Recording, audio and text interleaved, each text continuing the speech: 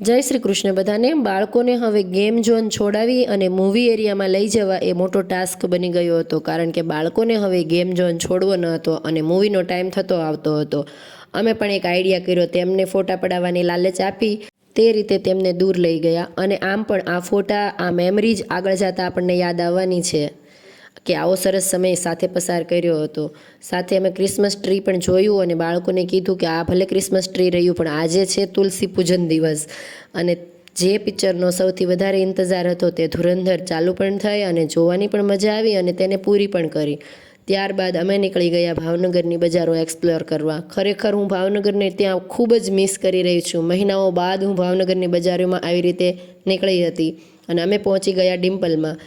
ડિમ્પલને આજ તો નવી દુલ્હન જેમ સજાવી દીધી હતી। આજ તો ક્રિસમસ વાઇબ આવી રહી હતી ડિમ્પલમાંથી। ભાવનગરની ડિમ્પલ હોટલમાં અમે ફ્રેન્ડ ગ્રુપ બહુ વર્ષોથી ત્યાં જઈએ છીએ અને ત્યાંનું ફૂડ અને ત્યાંની સર્વિસ અમને લોકોને ખૂબ પસંદ આવે છે। એમાંય આજ તો ડિમ્પલની સજાવટ જોઈ અને મન રાજી થઈ ગયું।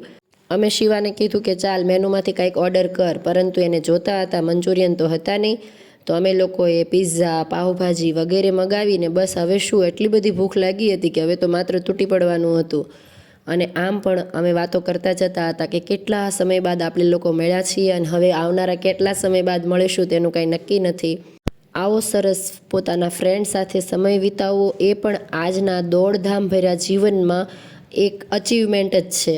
આજે ખૂબ મજા આવી અને ત્યારબાદ બધા છૂટા પડ્યા।